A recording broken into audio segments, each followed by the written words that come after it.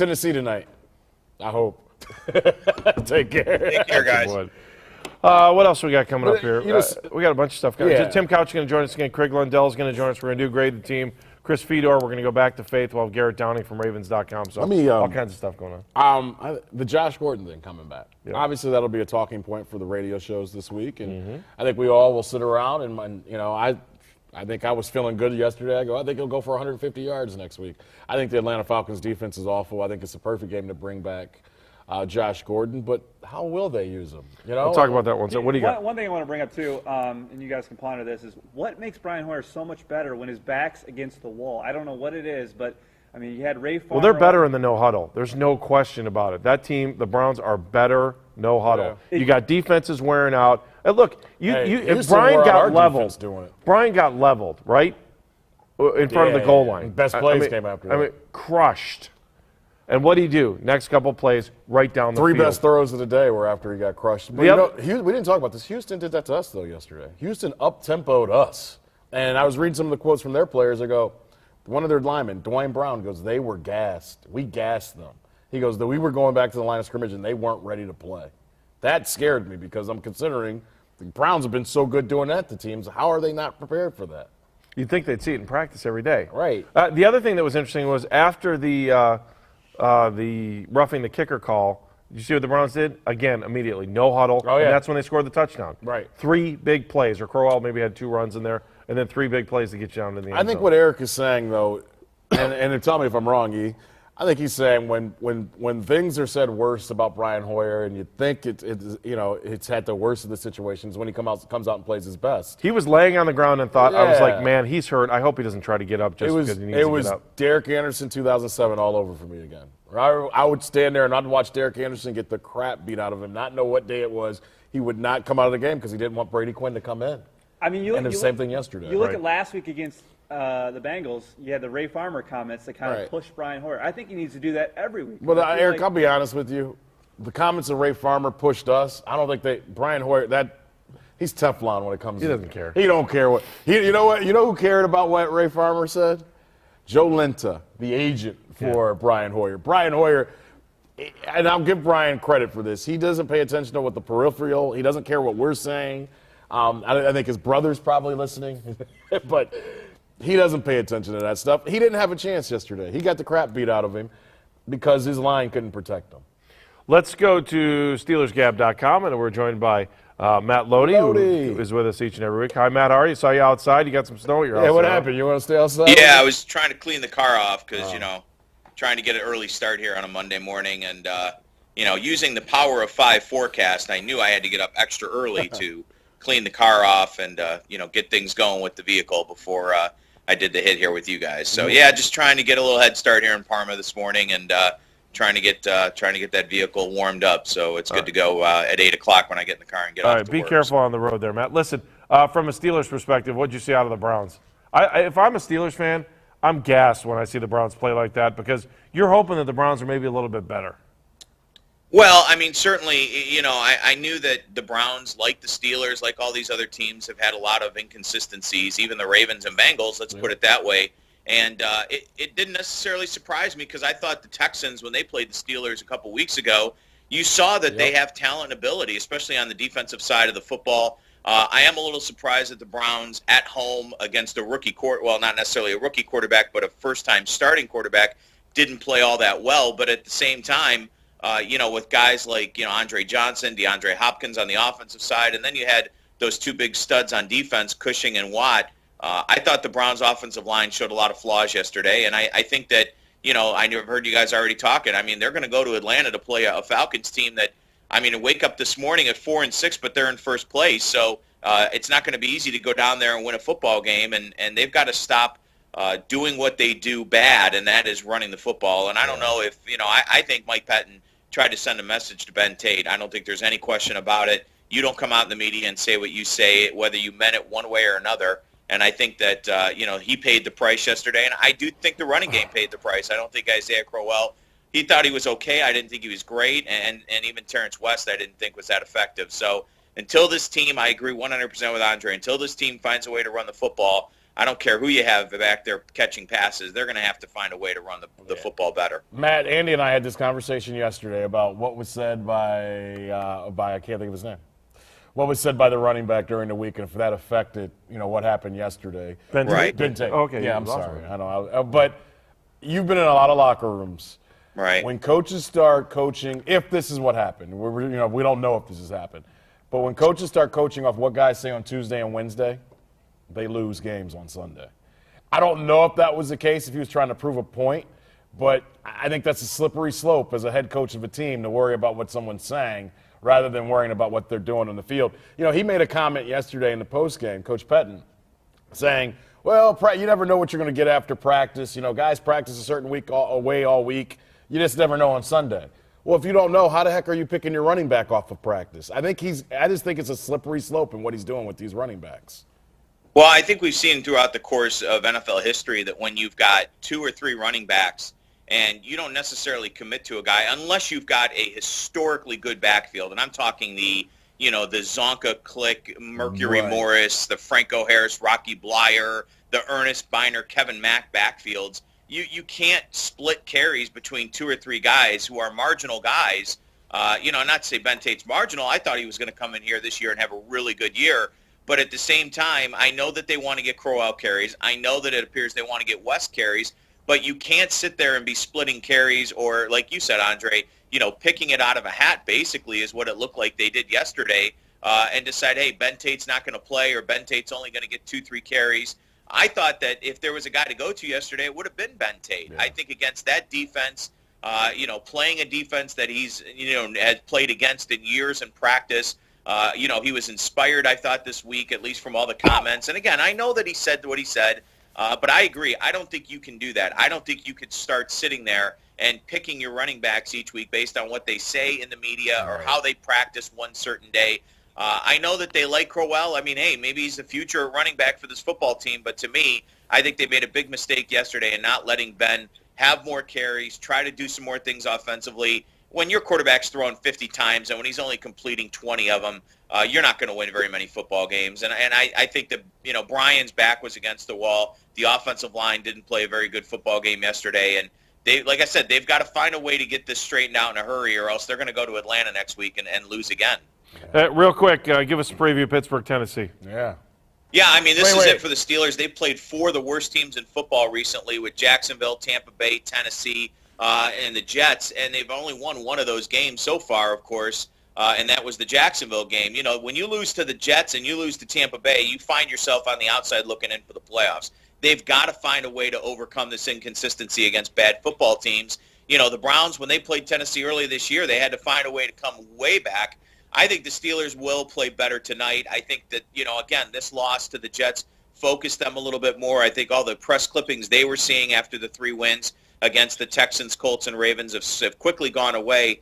And they're going to find a way tonight, I think. I know that, again, when you look at Tennessee with Metzenberger quarterback, they've got a different look. But I think the Steelers will find a way offensively to put up at least 30 points tonight. I think defensively they won't give up the big plays early like they did against the Jets. I think the Titans' offense has a lot left to be desired. And I think the Steelers will win somewhere around the way of 35-24, something like that. With the Steelers, it's never easy. Let's put it this way. With any of these AFC North teams, it never is easy. So I think the Steelers will win this game tonight. And, this team hasn't even had the bye yet, guys. They get the bye next week before they start their stretch run. They'll be one of those rare teams that ends up playing 11 games after 11 weeks. So they'll get the bye next week, and then they start with a home game the next week against the New Orleans Saints, a team that, lost to Cincinnati at home yesterday, and then lost to San Francisco at home the week before. So I think for the stretch run for the Steelers, it's about getting healthy and starting it off with a win tonight. Steelers scored 30. They'll win easy against this Tennessee team.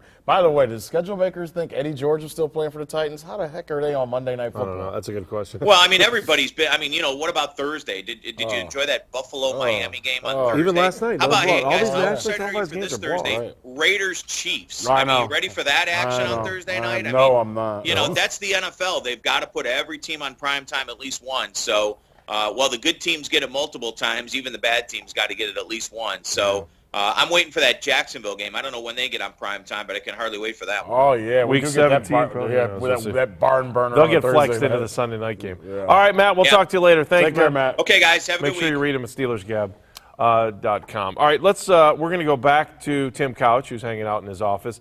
Tim, we're going to get set up here for Grade the Team, but I do want to talk about this Ben Tate stuff for a second. Ben got peppered big time in the locker room about his playing time, about playing against the Texans again. I thought this would have been a good week to put him out there. He was angry about not getting the carries. He was upset. I don't want to say upset because I don't want to put words in his mouth. Right. And that's what he got upset about yesterday is people were putting words in his mouth. He was frustrated yesterday. There's no question. He was frustrated in the locker room. I can say that with 100% assurity of that. But there should have been 53 guys frustrated, though, yesterday. No, and he You know was. what I mean? Yeah, no, you're right. But he said last week, I'm just a number on this team, and I think that's about the only thing he said that was wrong. But he's right. He is a number. Those guys know it. Tim, they know it. From the day you go to from the day you leave high school ball on, you're a number. They replace you in high school when you leave. They replace you in college, and in the pros, they will replace you as soon as they can. We all are numbers. I don't have anything against that. I don't. What do you think of this Ben Tate saga? I think Ben's probably the biggest frustration he has is the Browns. He probably feels like the Browns aren't allowing him to do what they brought him there to do, and that's be the number one back. They bring him over from Houston, and he probably feels like they brought him in there to be the man, and he's got two rookies that are playing ahead of him. And I'm sure that's frustrating for a veteran guy who feels like he was brought there for a reason. And he feels like, when he's healthy that I think he, I think it was Tennessee had the big game. He played well against Pittsburgh. I think, he's, to his point, he feels like when he's healthy and getting the bulk of the carries that he's produced. And, he's probably got a decent point there. But, for some reason, you say some of these things in the media leading up to a game, and coaches try to make a point that, you're not saying what's best for the team. You're kind of going out and being a little bit of an individual and just worrying about yourself a little bit. And it rubs coaches the wrong way sometimes, so they try to prove a point. But, I think Ben's a good football player. I think he's a talented guy. I just think he's really frustrated because, he feels that, the Browns aren't letting him do what he thinks he's capable of doing. Tim, is it fixable? That's my question. I don't know if it is. I think, once a guy gets frustrated like that, it's very difficult for him to kind of recover and go the other way with it. I think, he's looking around and seeing a couple rookies out there, and I think he feels like he can do what they're doing or even better given the amount of carries. I read a quote where Kyle Shanahan said that, running backs aren't like quarterbacks. They don't need to get into a rhythm. I disagree with that 100%. I think running backs do get into a rhythm. I think you see the really good backs get better throughout the course of the game the more you hand them the football, and they do kind of get a feel for the game. And right now, I think it's difficult for all the running backs that, whether it's Crowell or West or Ben, to get into that rhythm because they're rotating in and out so much, and, you never know who's going to be in there. I don't think there's any rhyme or reason to who the coaches are kind of, putting in for whatever reason. So it's difficult on the backs. I think it's difficult on the offensive line as well because each back has a different running style, and you never know. Some backs hit the hole really quick. Some guys are more patient. It's difficult on everybody, the O-line and the backs to kind of find that rhythm in the running game. I think what Tim just hit on is big for their offensive line because Ben Tate is the most patient back out of the backs they have. And with a patient back, you can block a little bit differently. You don't have to come out because he's willing to pick and choose. And the other two guys, because they're rookies, they get the ball and they try to get up in there, which is nothing wrong with. And I think when you don't have a rhythm, Tate needs to be out there for 5-6 carries to get a feel because he is a patient runner. I go back and look at his 2 carries yesterday. The first carry, he got the ball 2 yards deep and didn't even have a chance to even move 1 foot. And then it was a pitch where J.J. Watt was in his face as soon as he caught it. So that's a -4 yard run. Eric, the referee, you ready to play Grade the Team, or what are we doing? I am ready. All right, you guys ready? Let's bring Kenny Rhoda back in, and we're going to play Grade the Team. Where do you want to start here, Eric, the referee? Let's start with the man we've been talking about, Ben Tate and the running backs. We should put offensive line should be a part of that. Yeah, by the way. Yes. Because the running backs aren't just on their own. All right, you want to start, Andre? You can Yeah, start. this is a D. It was awful. And it's not just and this goes to Coach Pettin as well. They didn't block that front 4, front 5, whatever the heck the Texans were in yesterday. They beat them at the point of attack. I couldn't give any offensive lineman a good grade, but the running game was not good. And that fumble by Crowell, I'm a big Crowell guy, but when a team comes out flat and you have a chance to take the lead or tie the game up and you get a fumble in that situation, can't get a good grade. I went D there, and I was borderline F. I probably should have went D- on the offensive line. They didn't give Hoyer any time yesterday. The running game never got established. Guys were blowing right by him, with the exception of maybe that little tinge of hope when Joe Thomas was able to take down J.J. Watt on one play. Why would they I don't even J.J. have Watt against him? I don't know. That's like the only thing I can think of that was positive. Maybe I was just too nice. I gave him a D. Tim, you gave him a D. We'll save Kenny for last because he'll be the best for last on this one. Tim, what do you got? Right. I gave him a D. I'm with you guys. I graded the offensive line in there as well. They got blown off the ball. They got pushed in the backfield at the point of attack. I think J.J. Watt and Clowney, Brian Cushing, that front seven of Houston dominated the Browns at the point of attack. They couldn't get any holes. The backs had nowhere to go. You guys talked about Ben Tate. His only couple carries where he didn't have a chance when he got the ball in the backfield. There was nowhere to run. So it was a bad performance all the way around by the offensive line and backs. Kenny, fire up your F on this one. How do you guys not give them an F? Seriously, guys, one run, 35 yards, take that away, nothing. No touchdowns, negative yards for Ben Tate, and I put it on the offensive line, and I put it on Mike Pettin. Here's his quote after the game. I went and printed this out between the time I was on last with you guys. Somebody asked him if he needs to decide on a running back.